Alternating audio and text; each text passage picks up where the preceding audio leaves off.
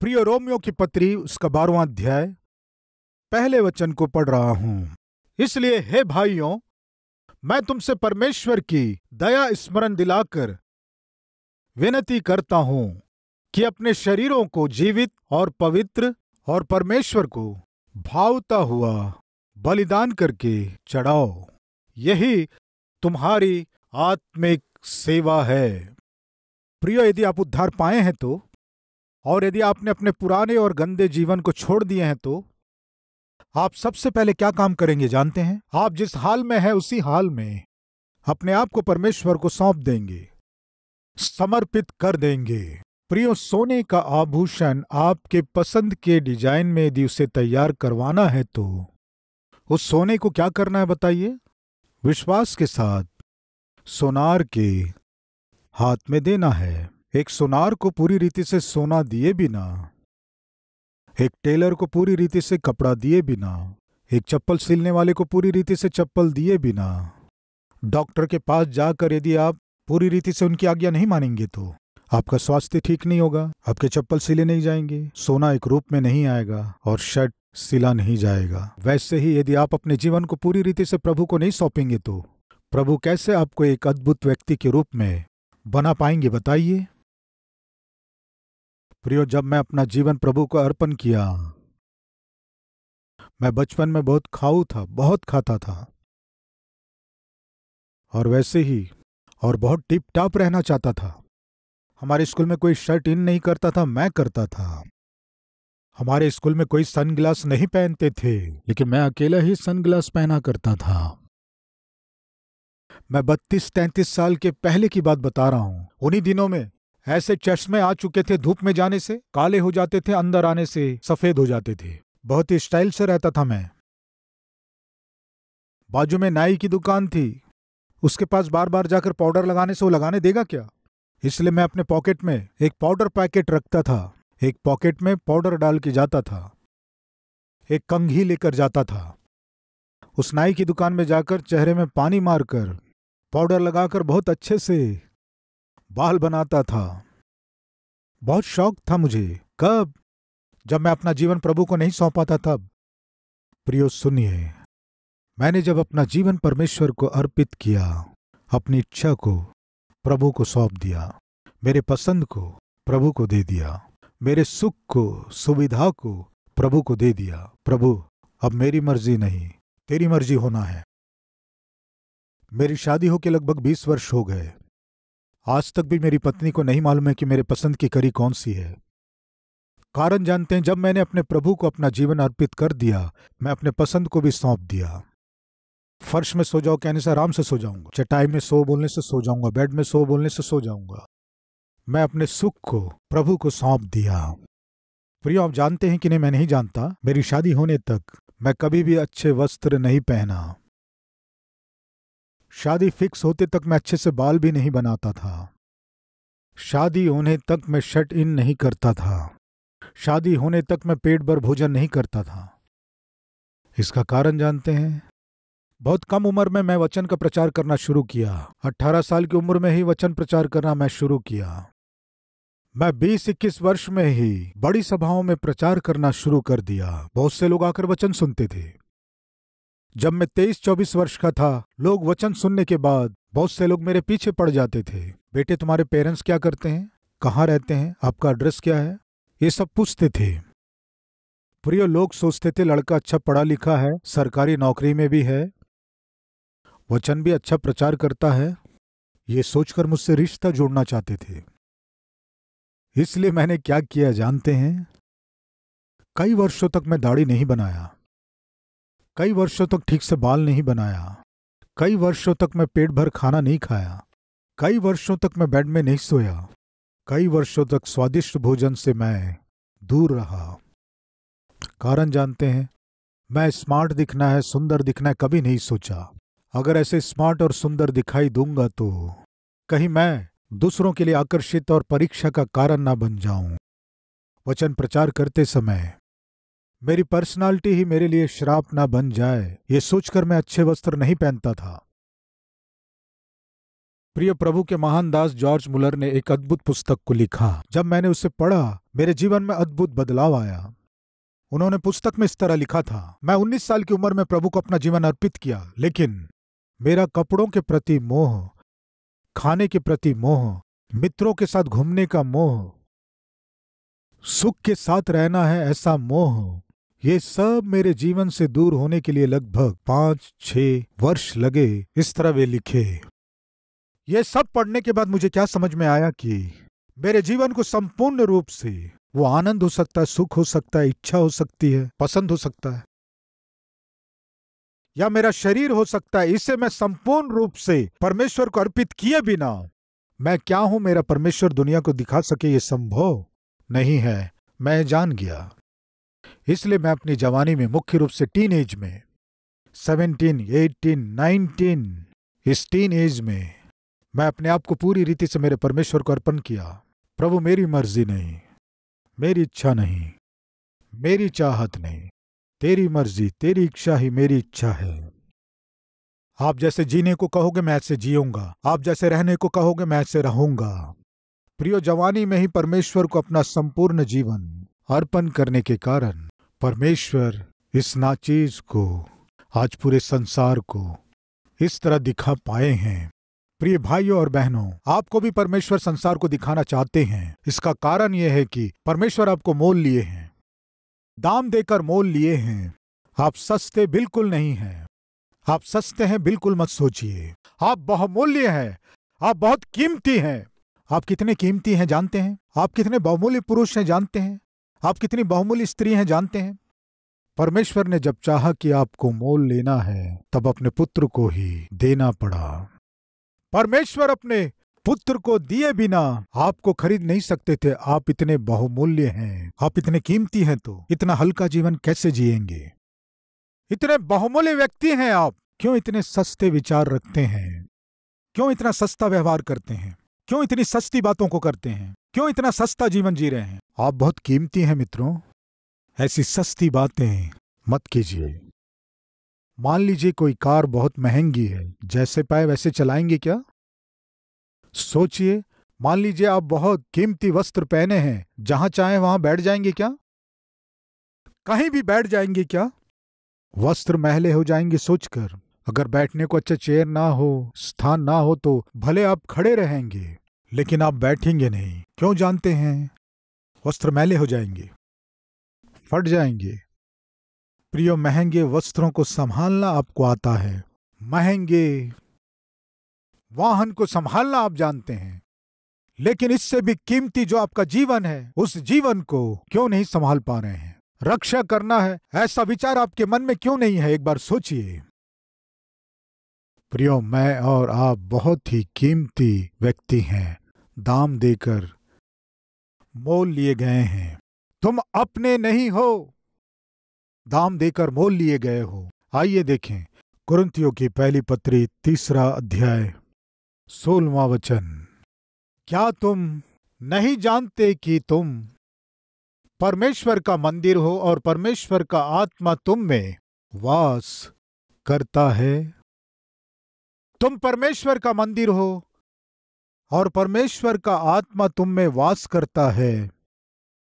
यदि कोई परमेश्वर के मंदिर को नष्ट करेगा तो परमेश्वर उसे नष्ट करेगा, क्योंकि परमेश्वर का मंदिर पवित्र है और वह तुम हो। प्रियो, हमारा शरीर हमारा नहीं है कि हम मन मर्जी से जिएं। हर दिन हमें इसे परमेश्वर को समर्पित करना है, क्योंकि सामान्यतः हम जानते हैं लोग मंदिरों को अच्छे से साफ करते हैं, मंदिरों को हर दिन अच्छे से धोते हैं, क्योंकि ये विश्वास करते हैं कि यहां परमेश्वर निवास करता है। लेकिन परमेश्वर कह रहे हैं तुम्हारा देह ही मेरा मंदिर है, तो फिर हमें इसे और कितना साफ रखना है। परमेश्वर ने हमें मोल लिया और हम परमेश्वर के हैं, इसलिए दाम देकर मोल लिए गए हैं, इसलिए हम अपने आप को संपूर्ण रूप से परमेश्वर को सौंप दें। परमेश्वर चाहते हैं पहला हम में कौन से लक्षण दिखाई देना है जानते हैं? समर्पित जीवन। प्रियो, इस बात को आप याद रखिए, आज यदि आप परमेश्वर की इच्छा के अनुसार आत्मिक जीवन नहीं जी पा रहे हैं और परमेश्वर आपको एक उपयोगी पात्र के रूप में नहीं दिखा पा रहे हैं, तो आप जान लीजिए अपना जीवन आपने परमेश्वर को सही रीति से अर्पित नहीं किया है और आपने अपने बातों पर परमेश्वर को अधिकार नहीं दिया है और आपके कमाई पर भी आपने अधिकार नहीं दिया है। प्रियो, शायद विल्ली संडे थे जब वे बपतिस्मा ले रहे थे। प्रियो, बपतिस्मा लेते समय क्या करते हैं? सब कीमती सामानों को बाजू में रख देते हैं, लेकिन वे अपने पर्स को पॉकेट में रखे थे और वो पर्स दिखाई दे रहा था। तब बपतिस्मा देने वाले ने कहा, इसे निकाल लो नहीं तो पैसे भीग जाएंगे। नहीं, इसे भी बपतिस्मा लेना है। किस लिए? मैं जब अपने परमेश्वर को अर्पित कर रहा हूं तो मैं अपने आप को ही नहीं, मेरी कमाई को भी मैं अपने परमेश्वर को अर्पित कर रहा हूं। अब से मैं अपना नहीं हूं, दाम देकर मोल लिया गया हूं। मैं परमेश्वर से हूं। अब मेरा जो कुछ भी है उस पर परमेश्वर का अधिकार है। मेरा अब कुछ भी नहीं है। यह है समर्पित जीवन। प्रियो, बहुत से लोग परमेश्वर के पास आकर अपनी अभिलाषाओं और इच्छाओं को जाहिर करते हैं। उदाहरण बताता हूं, जैसे कि रिश्तों के विषय में बहुतों की समस्या क्या है जानते हैं? बेटी का 35-40 साल होने के बाद बहुत से माता पिता आकर कहते हैं, पास्टर जी हमारी बेटी की शादी नहीं हो रही है, विवाह के लिए कोई रिश्ते भी नहीं आ रहे हैं। कहने से मुझे बहुत दुख लगता है। उम्र कितनी है पूछने से 40 साल है, अब कहां से रिश्ता आएगा?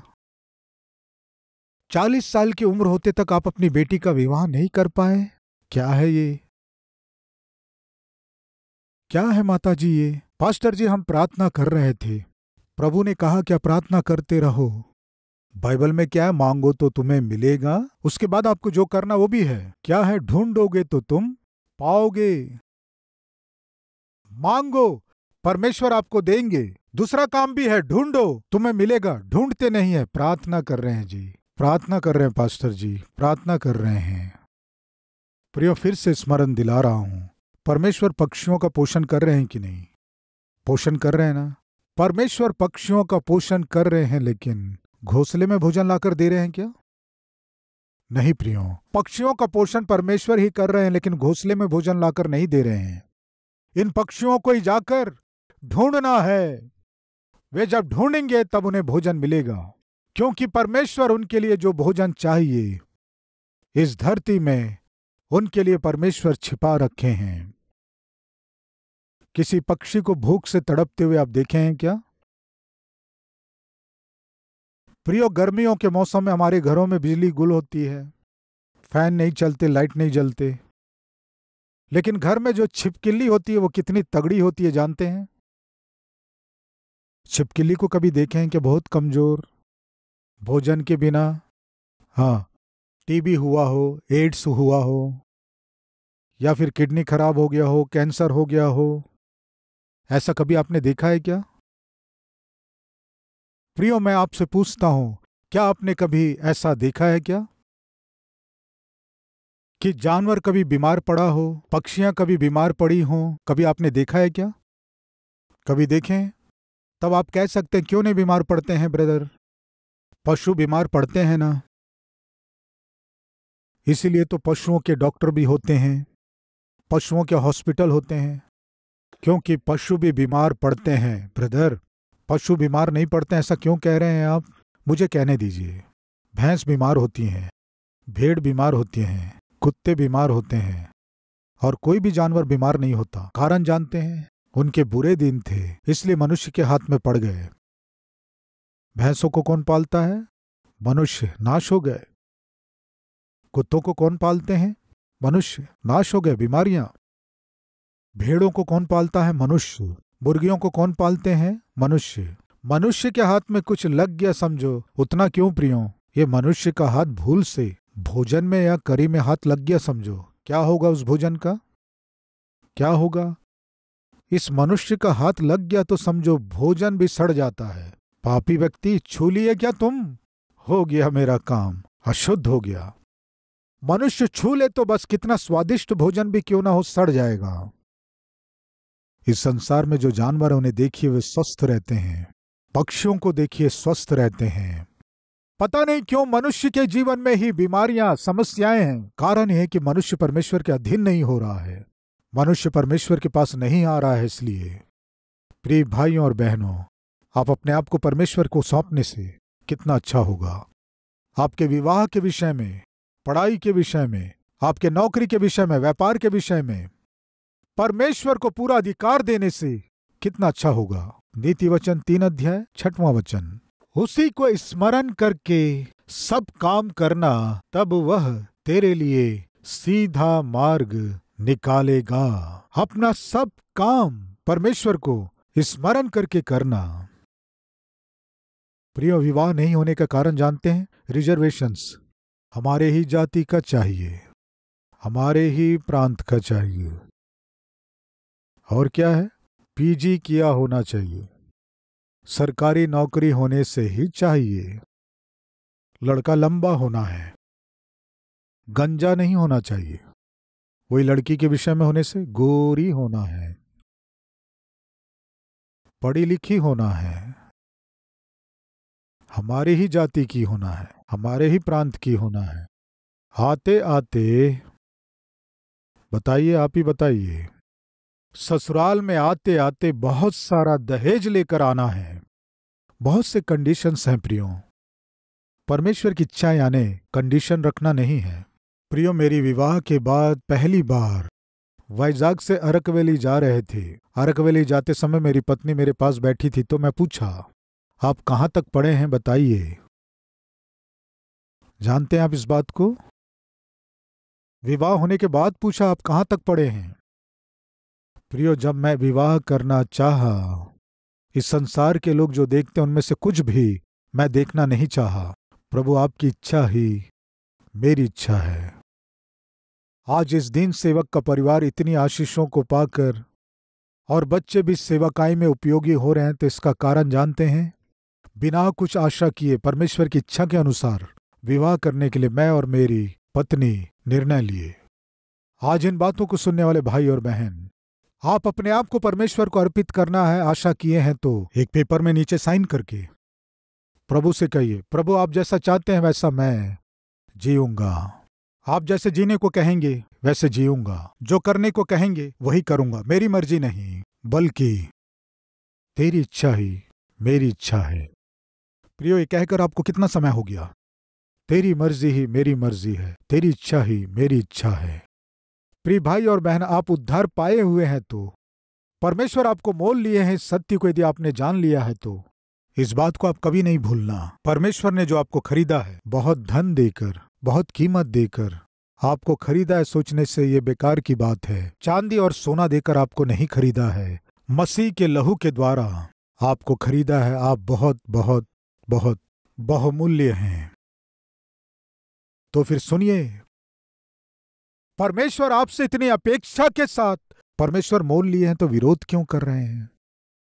परमेश्वर इतना अधिक कीमत देकर आपको मोल लिए हैं तो परमेश्वर को आप दुख क्यों दे रहे हैं? परमेश्वर आपके प्रति बहुत सी आशाओं को करके अपने पुत्र को ही आपके लिए बलिदान किया है, तो आप परमेश्वर का विरोध क्यों कर रहे हैं? परमेश्वर को क्यों सता रहे हैं? प्रियो, कई बार माता पिता बच्चों पर बहुत सी आशाएं रखते हैं। बच्चे अच्छी पढ़ाई करना है, रात दिन वे मेहनत करते हैं, कठिन परिश्रम करते हैं। बच्चों की पढ़ाई के लिए वे भोजन भी अच्छी रीति से किए बिना, दवाइयां भी खरीदे बिना उनकी पढ़ाई के लिए हॉस्पिटल में ना दिखाकर, बीमारियों को सहते हुए ही बच्चों को पढ़ाकर उपयोगी बनाना है। सोचने से रिजल्ट आने से पता चलता बेटा फेल हो गया, बेटी फेल हो गई। छाती पीटते हुए, क्या हुआ मेरी बेटी कैसे फेल हो गई कहने से एग्जाम देगी जब तो पास होगी। एग्जाम नहीं दिए कैसे? एग्जाम फीस के लिए तो हजारों हजारों रुपए भेजे, ट्यूशन फीस के लिए हजारों हजारों रुपए भेजे। वो क्या हुआ? क्या हुआ? क्या आपकी बेटी विवाह से पहले ही गर्भवती हो गई? ये बात नहीं जानते क्या? मेरी बेटी गर्भवती होना क्या है? हाँ, आपकी बेटी कॉलेज में नहीं पढ़ती थी, हॉस्टल में नहीं रहती थी, आपके भेजे हुए पैसे लेकर मन मर्जी से किसी और के साथ घुमा करती थी। अंत में विवाह के पहले ही गर्भवती हो गई। कौन सा पिता सह सकता है?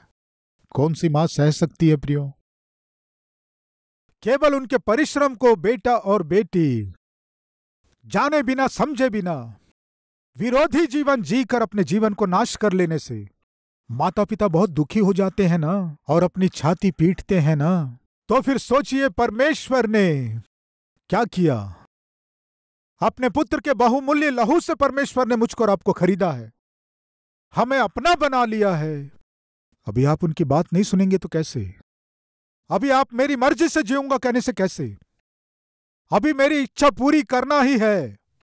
नौकरी के विषय में, शादी के विषय में, विदेश जाने के विषय में, सेवा के विषय में तेरी मर्जी नहीं मेरी मर्जी होना है। इस तरह जिद क्यों कर रहे हैं आप? अड़े रहते हैं क्यों? इसीलिए तो परमेश्वर आपके विषय में किसी से कह नहीं पा रहे हैं, किसी को दिखा नहीं पा रहे हैं। प्रिय भाई और बहन, आप जिस किसी चीज को खरीदते हैं, वाहन को, मकान को, बहुत से लोगों को दिखाना चाहते हैं। वो 10,000 का हो सकता है, 10 लाख का हो सकता है, 10 रुपए का हो सकता है। इसे ही इतना महत्व देकर बहुत से लोगों को दिखाना आशा कर रहे हैं। तो परमेश्वर ने अपने पुत्र के लहू को देकर आपको खरीदा है। वो परमेश्वर कुछ लोगों को नहीं, सारे संसार को आपको दिखाने की आशा कर रहा है। आपको संसार को दिखाना है तो आपको परमेश्वर के अधीन होना है। जब तक आप अधीन नहीं होंगे, आप संपूर्ण रूप से परमेश्वर को अर्पित नहीं करेंगे, सुनिए, परमेश्वर इस संसार को आपको दिखा नहीं पाएंगे। क्या है सोचकर दिखाएंगे? आप क्या हैं सोचकर दिखाएंगे? आप क्या हासिल किए सोचकर दिखाएंगे? प्रियो, क्या आज आप परमेश्वर से इस तरह कहेंगे, मेरा जीवन आदर्श नहीं है, मुझे देखकर कोई भी हर्षित नहीं हो रहे हैं, आनंदित नहीं हो रहे हैं, गर्व नहीं कर रहे हैं? ऐसी स्थिति में यदि आज आप हैं तो परमेश्वर के बुलाहट को, परमेश्वर की इच्छा को, परमेश्वर के त्याग को आप अनदेखा कर रहे हैं। आज क्षमा मांगेंगे क्या? प्रभु, मैं आपकी आशा के अनुसार जी नहीं पाया, मुझे क्षमा कीजिए। मैं अपने आप को पूरी रीति से आपको अर्पित नहीं कर पाया, इसलिए आज मेरा जीवन कहीं का नहीं रहा। यस, आज आपका जीवन कहीं का नहीं रहा। ऐसा होने का कारण जानते हैं? आप परमेश्वर को अपना जीवन पूरी रीति से अर्पित नहीं किए हैं। आज जीवित बलिदान के रूप में अपने आप को परमेश्वर को अर्पित करेंगे क्या? हाँ कहने वाले मेरे साथ प्रार्थना करेंगे।